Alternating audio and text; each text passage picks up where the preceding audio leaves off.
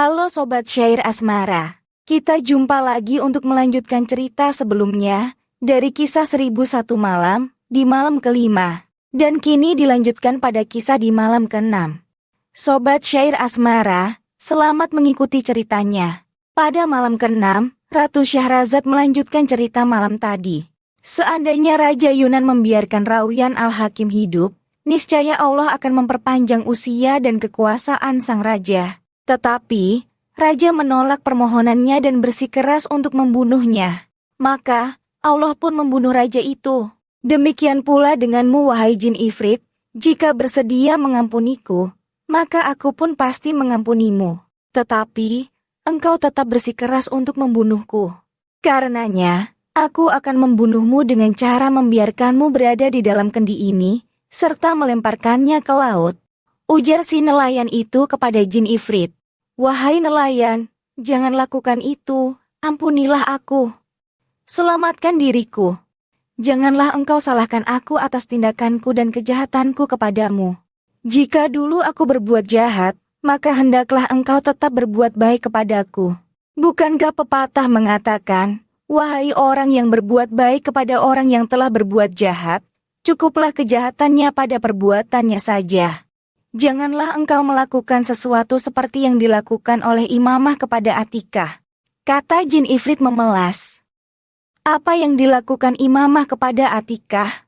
Ceritakan padaku bagaimana kisahnya. Pinta nelayan kepada jin ifrit. Ini bukanlah waktu yang tepat untuk menceritakannya kepadamu. Apalagi dalam keadaan aku terpenjara di tempat ini. Tetapi, aku akan menceritakannya jika engkau membebaskanku. Jawab jin ifrit, aku harus melemparkanmu ke laut, tidak mungkin akan membiarkanmu, sebab aku telah memohon kepadamu, tetapi engkau bersikeras untuk membunuhku tanpa adanya kesalahanku yang patut mendapatkan hukuman. Kesalahanku justru terletak pada tindakanku membebaskanmu dari kendi ini. Ketika engkau memperlakukanku seperti saat itu, aku segera menyadari bahwa, pada dasarnya engkau telah memiliki sifat jahat sejak dilahirkan. Engkau selalu membalas kebaikan dengan kejahatan. Ketahuilah, aku akan melemparkan kendi ini ke laut dan memberitahukan kepada orang lain, agar ia berhati-hati ketika menemukan kendi ini, maka ia juga harus melemparkan kendi ini ke laut. Engkau akan menghuni lautan itu hingga akhir zaman, hingga engkau menyaksikan berbagai siksaan. Kata si nelayan bersikeras, bebaskanlah aku. Aku bersumpah tidak akan berbuat jahat kepadamu. Bahkan, akan memberimu sesuatu yang akan membuatmu kaya selamanya. Mendengar janji jin ifrit, si nelayan meminta jin itu bersumpah, bahwa jika dilepaskan maka tak akan berbuat jahat, tetapi akan mengabdi dan selalu bersikap baik kepadanya. Setelah si nelayan yakin dengan jin ifrit yang bersumpah dengan nama Allah yang Maha Besar, ia membuka tutup kendi. Asap pun mulai membumbung lalu keluar seluruhnya dari kendi, dan asap putih berubah menjadi jin ifrit yang buruk rupa. Melihat keadaan yang demikian, nelayan sadar bahwa ini bukanlah pertanda baik, dan ia merasa akan binasa. Kemudian, nelayan memberanikan diri dan berkata, wahai ifrit, Allah telah berfirman, penuhilah janji kalian. Sesungguhnya, janji itu akan dipertanggungjawabkan. Engkau telah berjanji dan bersumpah bahwa tak akan menipuku. Maka, jika engkau menipuku, Allah akan menipumu.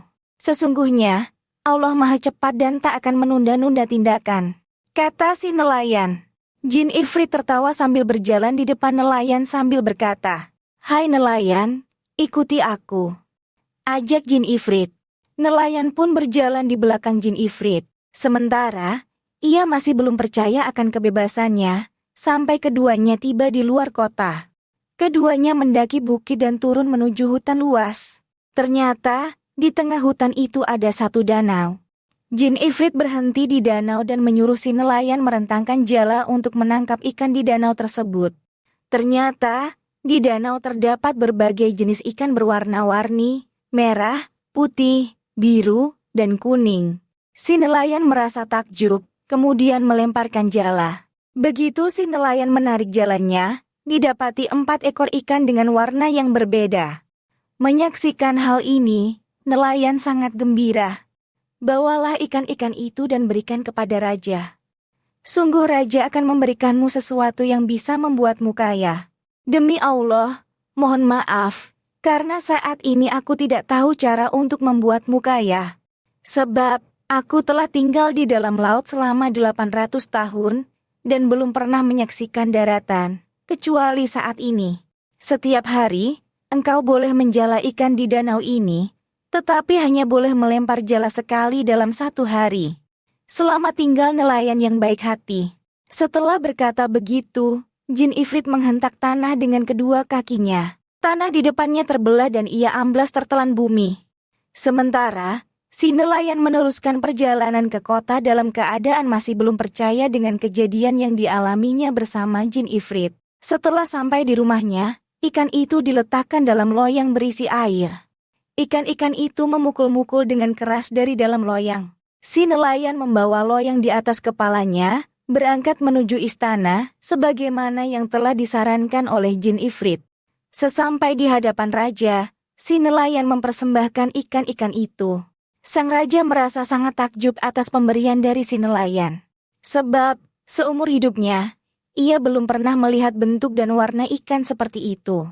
Berikanlah ikan ini kepada juru masak, titah sang raja. Juru masak istana itu merupakan hadiah pemberian dari Raja Romawi 3 hari yang lalu. Wahai juru masak, sebagaimana pepatah mengatakan, aku tak akan menyembunyikan air mataku, kecuali untuk dikeluarkan pada masa-masa penderitaanku, maka pada hari ini, senangkanlah bagindamu dengan masakan terbaikmu. Sebab, ikan-ikan ini adalah hadiah istimewa untuk baginda, kata wazir kepada pelayan baru tersebut. Kemudian, raja memerintahkan wazir untuk memberikan uang sejumlah 400 dinar kepada nelayan. Si nelayan memasukkan uang itu ke dalam kantong dan menuju ke rumah dalam keadaan sangat gembira. Sebelum tiba di rumahnya, ia membeli keperluan rumah tangga dengan uang pemberian raja itu. Adapun gadis juru masak istana segera mengambil ikan-ikan tersebut, membersihkan dan meletakkan di wajan yang sudah disiapkan di atas tungku.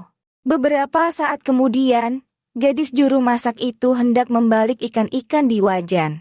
Tetapi, juru masak itu tiba-tiba terkejut, karena dinding dapur terbelah dan muncullah raut wajah cantik nan jelita, bentuk tubuh yang sempurna, dan sinar mata yang memikat.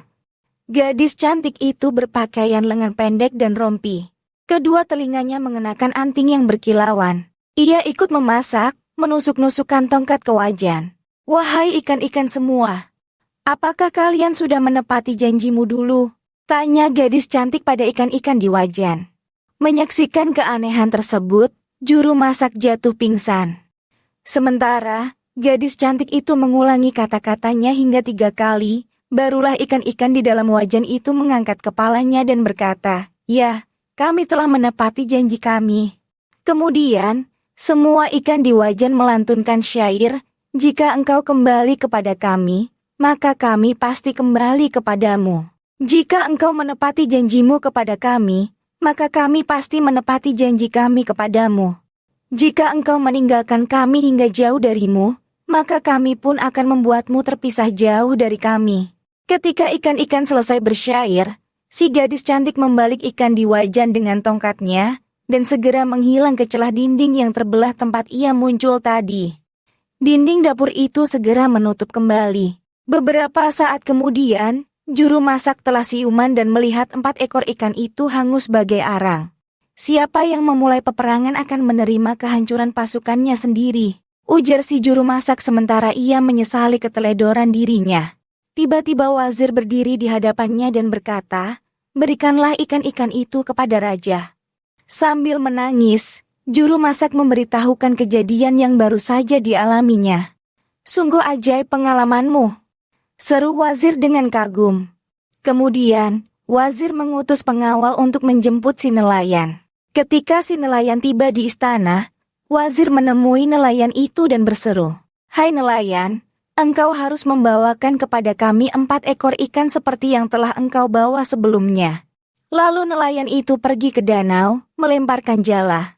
Beberapa saat kemudian, ia menarik jalannya dan mendapatkan 4 ekor ikan.